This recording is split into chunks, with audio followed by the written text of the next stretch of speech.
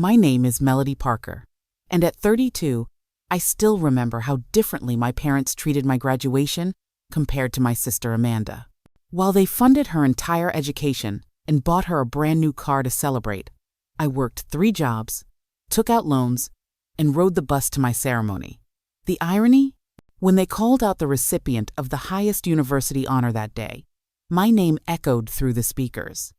Before I share how everything changed that day, let me know where you are watching from and tap that subscribe button if you have ever felt underestimated.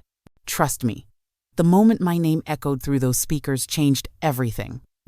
Growing up in Oak Ridge, a middle-class suburban town in Massachusetts, the signs of favoritism were subtle at first. Our home was comfortable, not luxurious, with 4 bedrooms and a backyard where neighborhood kids gathered for summer barbecues. My parents, Richard and Diane Parker, were hardworking people with traditional values. Dad worked as an accountant at a local firm, while Mom taught 3rd grade at the elementary school 3 blocks from our house.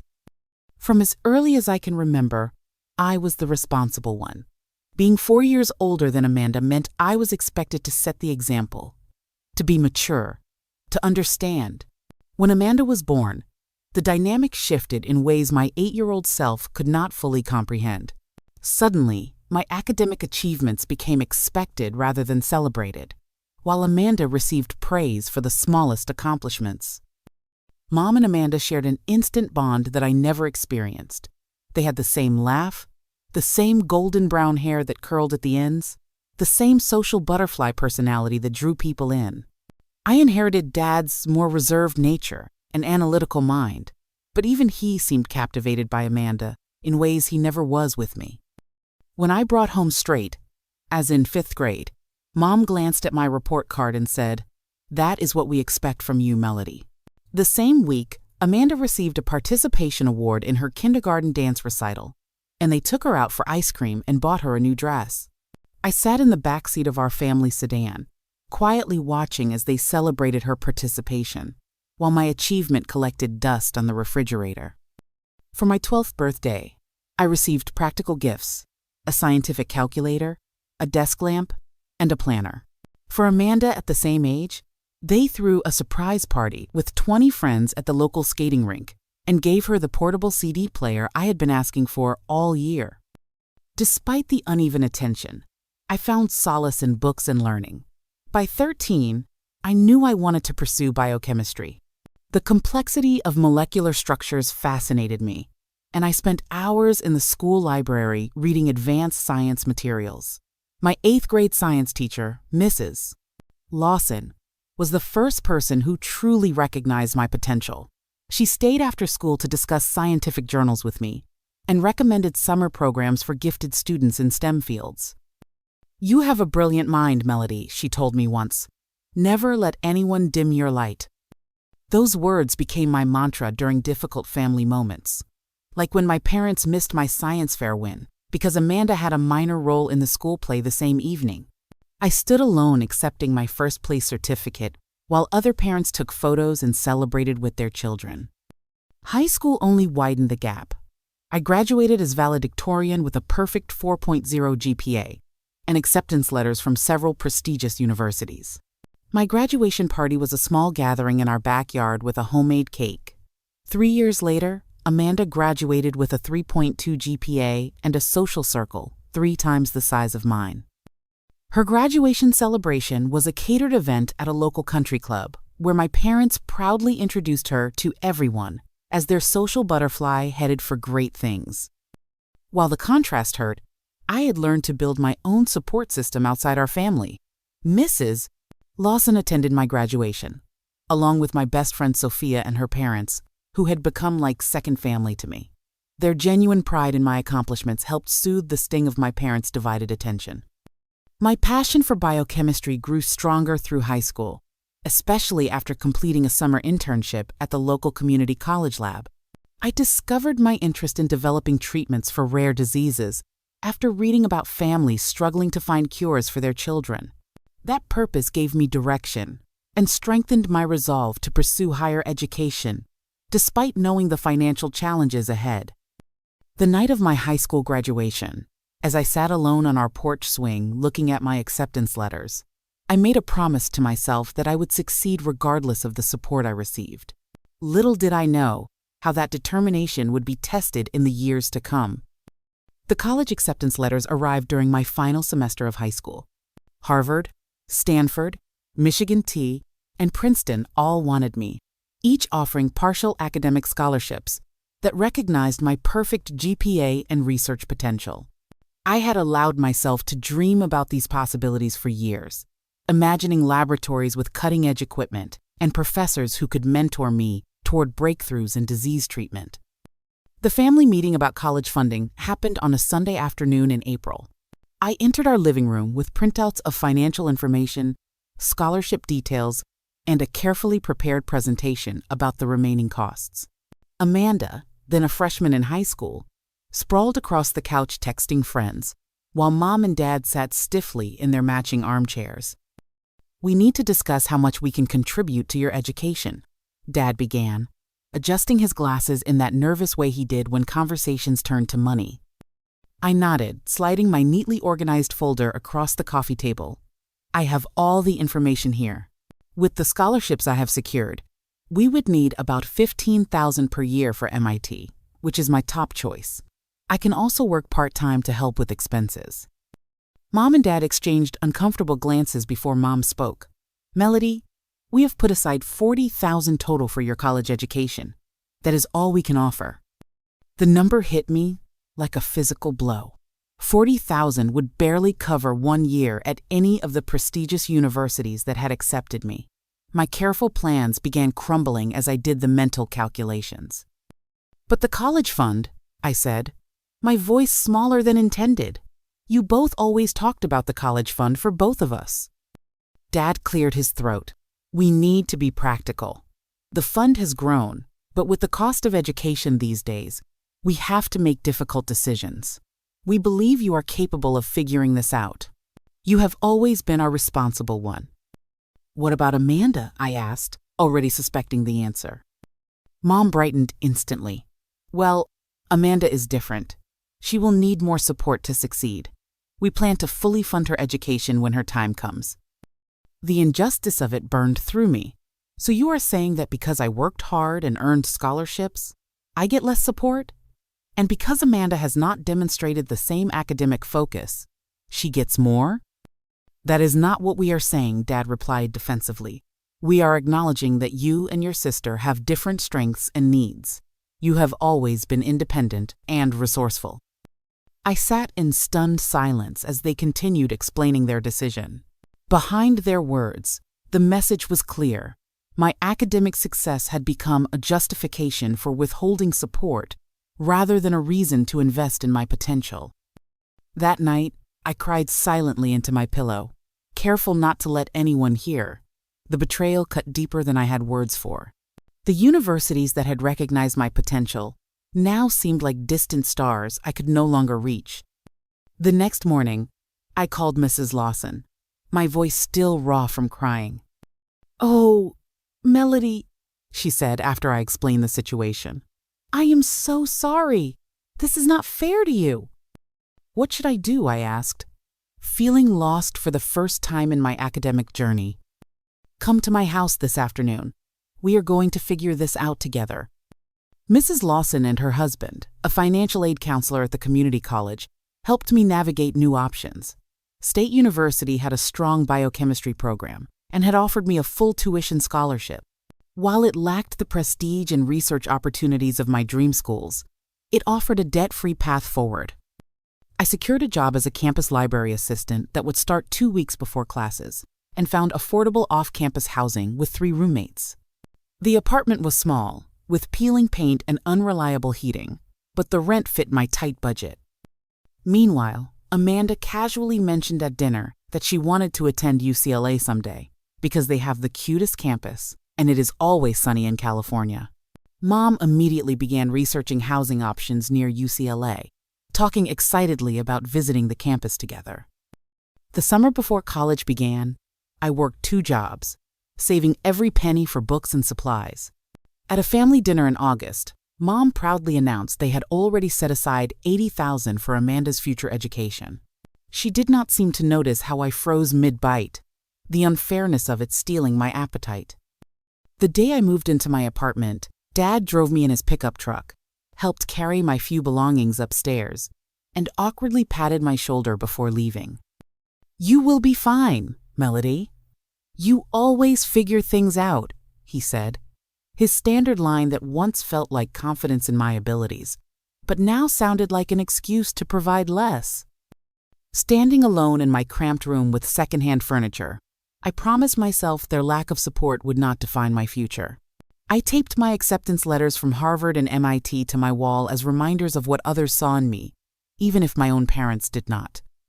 My first semester at State University established a grueling pattern that would continue for the next 4 years. My typical Monday began at 5:30 in the morning for a 6 to 9 shift at the campus coffee shop before rushing to organic chemistry at 9:30. Between classes, I worked at the library, often eating lunch, standing up while reshelving books. Evenings were split between study groups and my weekend job at a local restaurant where I worked Friday through Sunday nights as a server. Sleep became a luxury I could rarely afford. 4 or 5 hours a night was my norm, with caffeine sustaining me through the day. Dark circles became a permanent feature under my eyes, and I kept a strict budget that allowed for no spontaneity or indulgence. Meanwhile, Amanda's high school years continued in a bubble of parental support and enthusiasm. During holiday breaks, I would return home to hear endless stories about her social achievements and extracurricular activities. My parents had installed a countdown calendar to her graduation in the kitchen, something they had never done for me. The contrast between our lives became painfully clear during my sophomore year Christmas break. I arrived home exhausted after working a double shift to afford the bus ticket, carrying a single backpack with my belongings. Amanda bounced around the house showing off her new clothes, electronics, and jewelry accumulated from months of parental indulgence. "Look at my new laptop," she gushed, displaying a top-of-the-line MacBook Pro. "Mom and Dad got it early because I need it for school projects." I thought of my 5-year-old refurbished laptop that frequently overheated during the research analyses I ran for my advanced biochemistry courses. When it had broken the previous semester, I had taken on extra shifts for 3 weeks to afford repairs rather than asking my parents for help. My Christmas gifts that year consisted of a pack of highlighters, a planner, and a gift card for the campus bookstore, with just enough to cover 1 textbook. Amanda received an iPhone, designer clothes, and concert tickets. When I returned to campus after break, the weight of the disparity settled heavily on me. For the first time, I considered dropping out. What was the point of pushing myself to exhaustion when no one in my family seemed to value my efforts?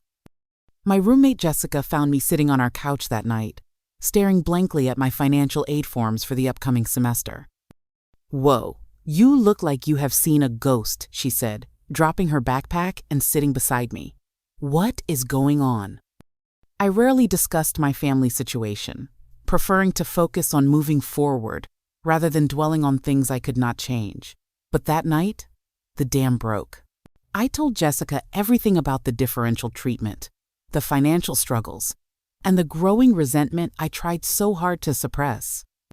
Jessica listened without interrupting, then wrapped me in a tight hug. "I admire you so much," she said. "You were 10 times stronger than I would be in your situation. And for what it is worth, I see how brilliant you are, even if your family does not." That friendship became my lifeline. Jessica, a psychology major from a working-class family, understood struggle in ways my sister never would. We created study schedules together, shared meals to save money, and propped each other up during our lowest moments. During my junior year, I met Professor Carter, who would become another crucial supporter. After I scored highest in his advanced biochemical analysis course, he invited me to his office. "Miss Parker," he said, peering at me over his glasses, "your lab work shows exceptional precision and insight. Are you considering graduate studies?" I explained my financial situation honestly, including how I was working 3 jobs to afford my current education. Professor Carter leaned back in his chair, considering me thoughtfully. There is a research assistant position opening in my lab next semester. It comes with a stipend and would look excellent on graduate school applications. I would like you to apply." That position changed everything. Not only did it pay better than my other jobs, allowing me to drop the restaurant work, but it provided hands-on experience in the field I loved.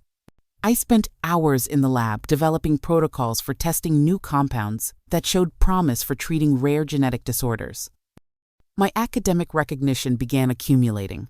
I won the department's Junior Researcher Award, had my name included on a published paper with Professor Carter, and received an invitation to present at an undergraduate research conference. When I called home to share these accomplishments, Mom answered distractedly, "That is nice, honey.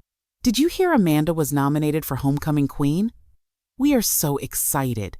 I need to take her shopping for a dress this weekend." I learned to share my successes with the people who genuinely celebrated them. Jessica and our small circle of friends threw me a surprise party when my research was published. Professor Carter mentored me through graduate school applications and wrote glowing recommendation letters. The ultimate test of our family's disparate treatment came when both Amanda and I applied for the same prestigious summer internship at North Star Pharmaceuticals. The company had a connection to State University through alumni, but also recruited from UCLA, where Amanda had recently been accepted with full parental funding. I spent weeks refining my application, preparing my research portfolio, and practicing interview responses with Professor Carter. Amanda mentioned applying almost as an afterthought during a family phone call, saying she might as well try since it paid really well. When the acceptance email arrived in my inbox, the validation was sweeter than I could have imagined. I had earned the spot based solely on my merits, competing against students from elite universities nationwide. Amanda called that evening, her voice tight with uncharacteristic tension. "Did you know about the North Star internship results?" "I did," I replied carefully. "I received an offer today." "Well, I did not," she said sharply. "It is probably because you had connections through your professor. That is not really fair." The accusation stung, but I recognized it as a defense mechanism from someone unaccustomed to academic disappointment. For perhaps the first time in her life, Amanda was experiencing what it felt like to work for something and not receive it simply because she was Amanda. "The selection was based on qualifications and experience," I said gently. "There will be other opportunities." "Whatever," she replied before hanging up.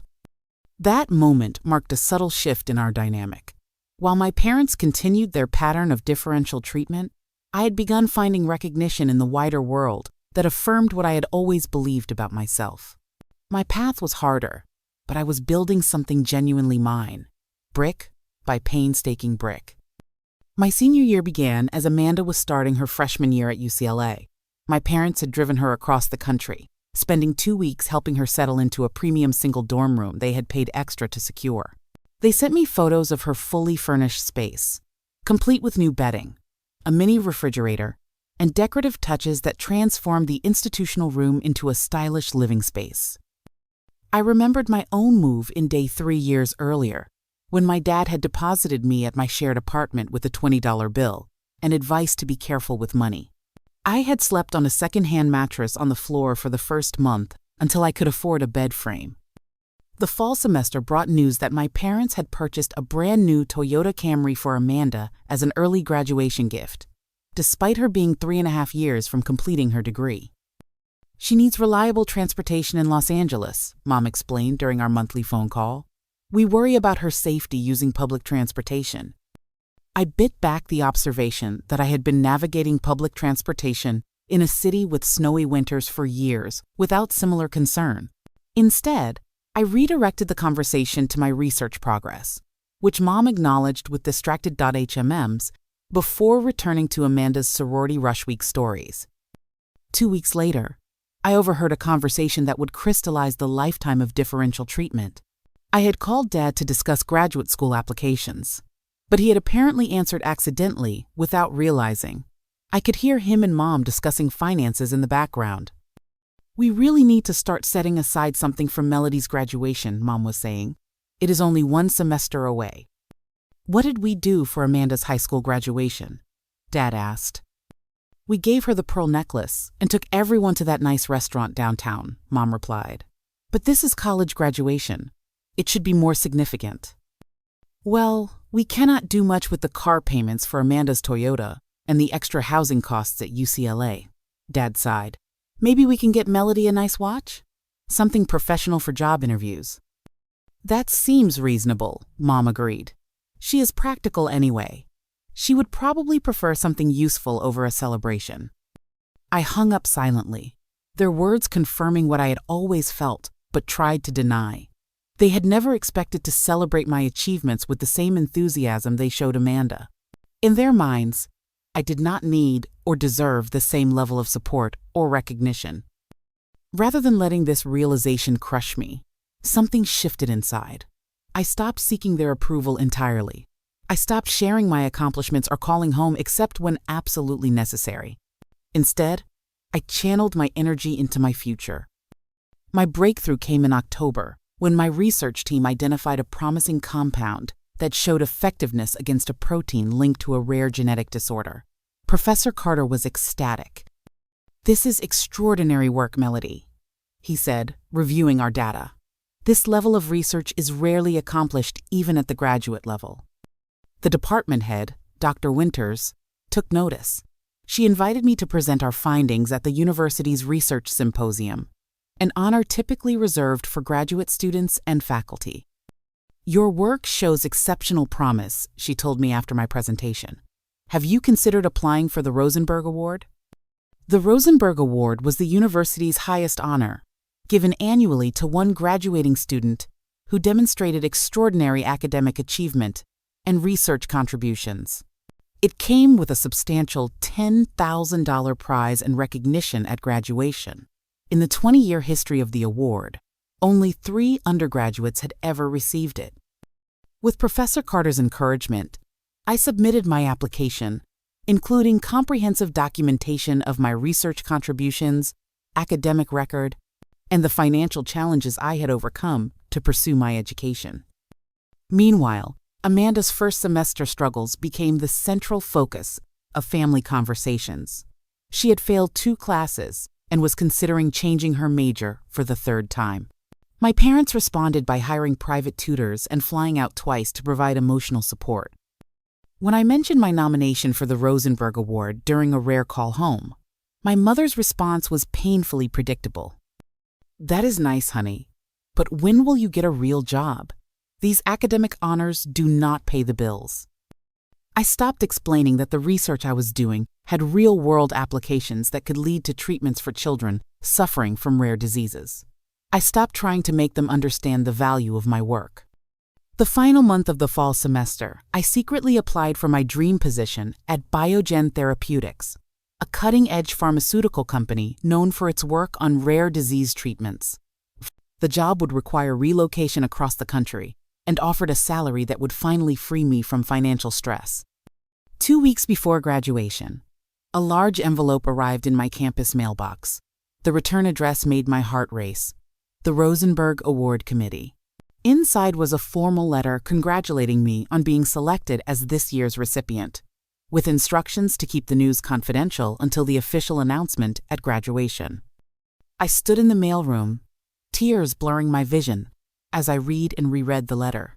After years of working in the shadows, unnoticed by those who should have been my biggest supporters, this validation felt like sunlight breaking through clouds.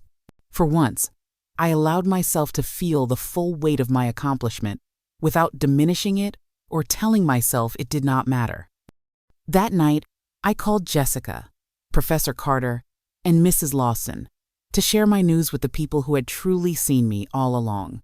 Their genuine excitement and pride washed away some of the lingering hurt from years of parental indifference. As graduation approached, I received another letter, this one from Biogen Therapeutics, offering me a position as a research associate with a salary nearly twice what I had expected for an entry-level position. The letter mentioned specifically that my research on protein inhibitors had impressed their senior scientists. I would later learn that Professor Carter had sent my research directly to the head of their rare disease division, along with a personal recommendation highlighting not only my scientific abilities but also the determination I had shown in pursuing my education against significant odds. These twin achievements remained my secret as graduation day approached. Let my parents and sister believe what they always had about me. The world was beginning to see something very different. Graduation morning dawned clear and cold. I awoke at 5:30. My body still programmed for early shifts despite having taken the week off from all my jobs to prepare for final exams and graduation. Sunlight streamed through the thin curtains of my apartment bedroom as I laid out my graduation attire. The simple black dress I had found on clearance, the cap and gown I had saved for months to purchase, and the honor cords I had earned through 4 years of perfect grades. While my classmates posted photos of family brunches and pre-graduation celebrations on social media, I made myself a simple breakfast of oatmeal and coffee. I had received a text from my parents the night before, informing me they would be arriving with Amanda just before the ceremony began. They had flown her home from UCLA specifically for my graduation, but their message made it clear they would be rushed, coming directly from the airport to the auditorium. I checked the bus schedule and gathered my things. The number 7 bus would get me to campus with an hour to spare, enough time to find my place in the procession and prepare mentally for the day ahead. As I waited at the bus stop, my phone rang with a call from Professor Carter. "Melody," he said when I answered, his voice vibrating with an energy I rarely heard from my typically composed mentor. "I just wanted to wish you congratulations before the chaos of the day begins." "Thank you," I replied, warming at his thoughtfulness. "For everything. I would not be here without your guidance." While my classmates posted photos of family brunches and pre-graduation celebrations on social media, I made myself a simple breakfast of oatmeal and coffee. I had received a text from my parents the night before, informing me they would be arriving with Amanda just before the ceremony began. They had flown her home from UCLA specifically for my graduation, but their message made it clear they would be rushed, coming directly from the airport to the auditorium. His cryptic tone made me wonder if he knew something I did not, but before I could ask, he wished me good luck and ended the call. The campus buzzed with excitement as I made my way toward the auditorium. Families in their Sunday best clustered around graduating seniors, taking photos and presenting bouquets. I wove through them, acutely aware of my solitary status, until I heard someone calling my name. Jessica ran toward me, her parents following with warm smiles. She threw her arms around me in a tight hug. "We came to cheer for you," Mom and Dad insisted. Jessica's parents embraced me as if I were their own daughter. Her mother pressed a small gift box into my hands. "A little something to mark the occasion," she said kindly. Inside was a delicate silver bracelet with a charm shaped like a microscope. The thoughtfulness of the gift from a family with their own financial constraints brought tears to my eyes. "Thank you," I whispered, slipping it onto my wrist where it caught the morning light. As we approached the auditorium, I spotted my family near the entrance. Amanda stood at the center of attention as always, holding a bundle of graduation balloons and chatting animatedly with a group of my classmates she had just met. My parents flanked her, nodding along to whatever story she was telling. I approached slowly, observing them before they noticed me. Mom had worn her special occasion dress, the one she had also worn to Amanda's high school graduation. Dad looked uncomfortable in his only suit. Neither of them was carrying anything that might be a gift or card. "There she is," Amanda called when she finally spotted me. "The graduate herself." My parents turned, offering smiles that seemed more obligatory than joyful. Mom gave me a quick hug, careful not to wrinkle her dress. "Congratulations, honey," she said. "You look nice." Dad nodded in agreement. "Big day. You must be relieved to be finished." Amanda thrust the balloons toward me. "These are for you. Mom and Dad got them at the airport gift shop." I accepted the balloons, noting the generic "Congratulations, graduate" printed on them, identical to dozens of others visible throughout the crowd. It was clear they had been an afterthought, purchased in haste when they realized they should arrive with something. "Thank you," I said, then introduced them to Jessica and her parents. As the families exchanged pleasantries, I noticed several of my professors approaching, their formal academic regalia standing out among the crowd. Dr. Winters, the department head, reached us first. "Miss Parker," she said warmly, "I wanted to personally congratulate you before the ceremony." She turned to my parents with a bright smile. "You must be incredibly proud. Your daughter has made quite an impression on our entire department." My parents exchanged glances of surprise. "Oh yes," Mom said quickly, "very proud." Professor Carter arrived next, followed by two other science faculty members who had supervised different aspects of my research. They formed a small semicircle around me, each offering congratulations and inside references to our work together that clearly mystified my family. "We should find our seats," Dad said uncomfortably as the conversation continued over his head. "Actually," Dr. Winters interjected, "we need to borrow Melody for a moment before the procession begins. Department business." She guided me away from my confused family toward a quiet corner where several university officials had gathered, including the university president. My heart began racing as I realized this must be related to the Rosenberg Award. "Everything is arranged," Dr. Winters told me quietly. "When your name is called for the award, just approach the podium from the graduate seating area. The president will present the award and invitation to speak." "Invitation to speak?" I repeated, panic rising. "I did not prepare anything." She squeezed my shoulder reassuringly. "Just speak from the heart. Your journey speaks for itself." As we prepared to line up for the procession, I caught a glimpse of my family taking their seats. Amanda was already on her phone, clearly bored by the proceedings. My parents sat stiffly, looking out of place among the enthusiastic families around them. The ceremony began with the traditional pomp and circumstance, graduates filing in as proud families cheered and took photos. From my seat among the biochemistry department graduates, I could just make out my family in the audience. Unlike the parents around them who were eagerly scanning for their children, my parents seemed detached from the ceremony, with Mom occasionally leaning over to whisper something to Amanda. The university president welcomed everyone and began his address, but I barely heard his words. My mind raced with the realization that in a short time, everything would change. Whatever happened today, I would no longer be the overlooked daughter, the responsible one expected to manage without support. One way or another, they would finally see me. The conferring of degrees proceeded alphabetically by department. As biochemistry approached, I felt a strange calm settling over me. Years of working without recognition had prepared me for this moment, though I had never imagined it would come in such a public way. When the president paused after the regular degrees and announced, "Before we continue, we have a special presentation to make," a curious murmur ran through the crowd.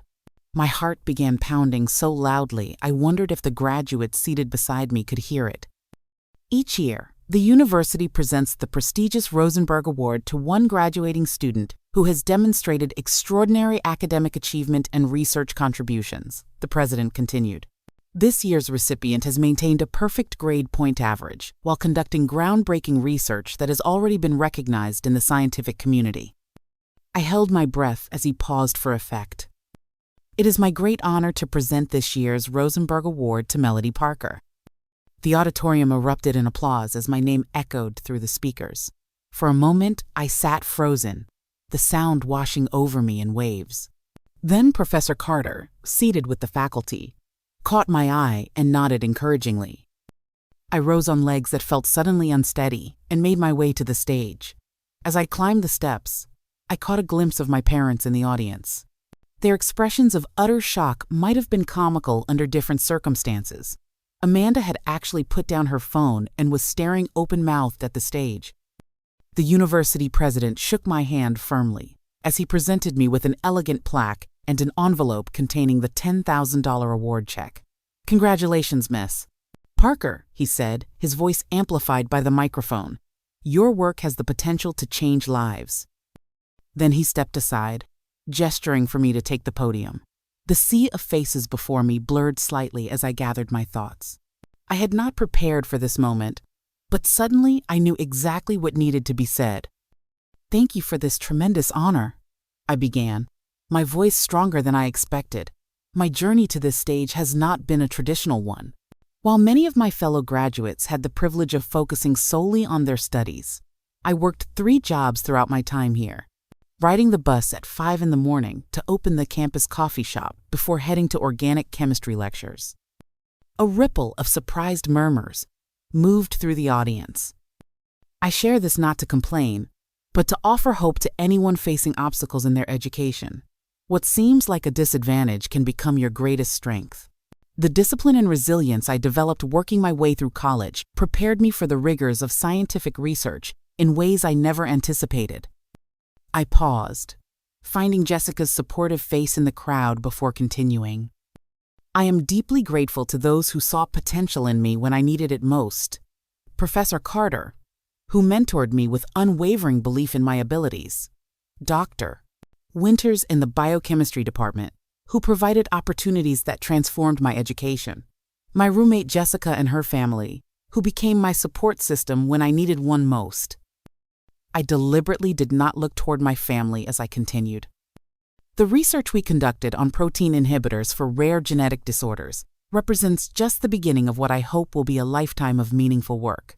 Science has the power to alleviate suffering, and I am committed to using the knowledge and skills I have gained here to make a difference in the lives of patients and families affected by these conditions. I took a deep breath before delivering my final words. To anyone who has ever felt overlooked or underestimated, please know that your worth is not determined by others' recognition. It lives in your dedication, your integrity, and the impact your work has on the world. Thank you again for this honor, which I accept with deep gratitude and humility. The applause that followed was thunderous. As I returned to my seat, I noticed something unprecedented. Faculty members and students alike were giving me a standing ovation. Professor Carter beamed with pride, and Dr. Winters wiped away what looked suspiciously like a tear. The remainder of the ceremony passed in a blur. When it concluded, graduates streamed out of the auditorium to reunite with their families. I found myself surrounded not by relatives, but by professors and fellow research students, all eager to congratulate me. Someone from the university media team asked for an interview, and several industry representatives who had attended the ceremony handed me business cards. In the midst of this unexpected attention, the university president approached with a distinguished-looking man in an expensive suit. Miss Parker, I would like to introduce Dr. Lawrence Chen, CEO of Biogen Therapeutics. He was quite impressed by your speech and asked to meet you. My eyes widened in recognition. Dr. Chen, it is an honor. I actually just accepted a position with your company last week. He smiled warmly. I know. I personally approved your hiring package after reviewing your research.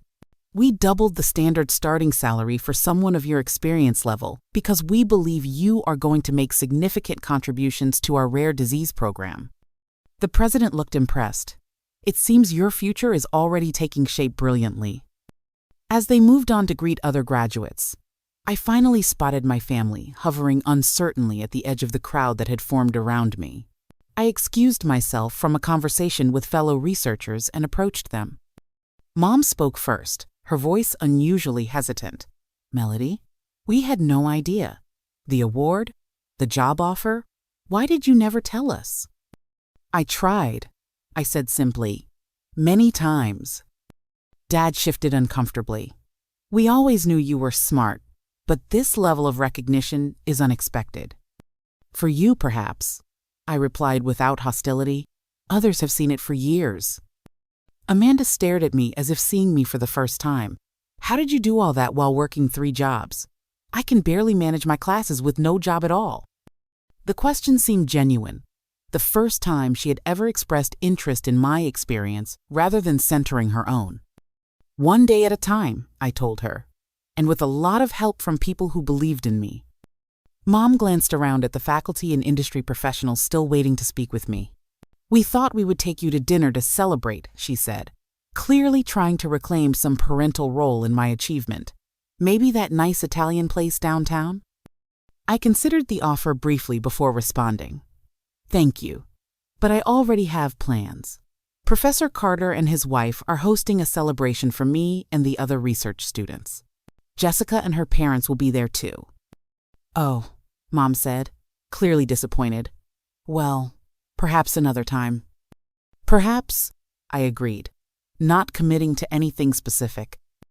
Amanda surprised me by asking quietly, "Could we talk sometime soon? About how you managed everything? I am really struggling at UCLA and could use some advice." Her vulnerability was so unexpected that I found myself nodding. "Call me next week. We can set up a time." As I prepared to rejoin my academic supporters, Dad cleared his throat. "We are proud of you, Melody. We always have been." I met his gaze directly. "Thank you. But today I realized something important. While your pride means something to me, I no longer need it to know my worth." With those words, I turned and walked toward the people who had truly supported my journey, leaving my family to reflect on what they had missed by failing to see what was in front of them all along. The celebration at Professor Carter's home that evening was everything the family dinner would not have been. Surrounded by mentors and friends who understood the significance of my achievements, I felt truly seen and valued. When Professor Carter raised a toast to my future at Biogen, I realized I had found my true family in these connections, forged through shared passion and mutual respect. As Jessica and I walked home under a star-filled sky, she linked her arm through mine. "So how does it feel to have proven everyone wrong?" I considered the question carefully. It feels less like proving others wrong, and more like proving myself right. I always knew what I was capable of. Now everyone else knows too. 2 years have passed since that transformative graduation day. At 32, looking back at that period of my life feels like watching a movie about someone else, though the lessons remain deeply embedded in who I have become. My position at Biogen Therapeutics quickly evolved from research associate to team leader as my work on protein inhibitors showed promising results in preliminary trials. Last month, our team received approval to begin human trials on a treatment that could improve quality of life for children with a previously untreatable genetic disorder. When I watch the videos of families who might benefit from our work, every late night in the lab and every struggle through college feels worthwhile. The financial stability I once dreamed of has become reality. I purchased my first home last year, a sunny condo near the research facility, with large windows that flood my living room with light each morning. The student loans that once kept me awake with anxiety have been fully repaid. For the first time in my life, I make decisions based on what I want rather than what I can afford. The journey to healing my relationship with my family has been complex and ongoing. The initial months after graduation were filled with awkward phone calls and tentative text messages as my parents attempted to recalibrate our relationship in light of my success.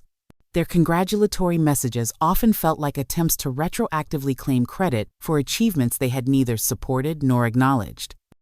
"We always knew you would do great things," Mom would say, conveniently forgetting the years of dismissal and differential treatment. "Your determination comes from your father."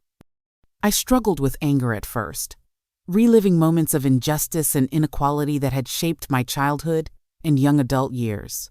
My therapist, Dr. Marshall, helped me process these emotions without allowing them to consume me. "Forgiveness is not about excusing their behavior," she explained during one particularly difficult session. "It is about freeing yourself from the burden of resentment so you can fully embrace your present and future." Gradually, I established boundaries that allowed me to maintain family connections while protecting my emotional well-being. I limited visits to twice yearly and kept conversations focused on the present rather than revisiting past hurts. When old patterns emerged, I learned to address them directly rather than silently accepting the status quo. My relationship with Amanda evolved in unexpected ways. Our conversation after graduation led to several more, each progressively more honest than the last. After failing another semester at UCLA, she transferred to a smaller college closer to home, where she discovered a genuine interest in elementary education. "I spent so many years trying to be the social butterfly Mom wanted," she confessed during a rare sister lunch last summer. "I never figured out who I actually am, or what I actually enjoy. Watching you be so certain about your path made me realize how lost I have been." Those words helped heal a wound I had carried since childhood.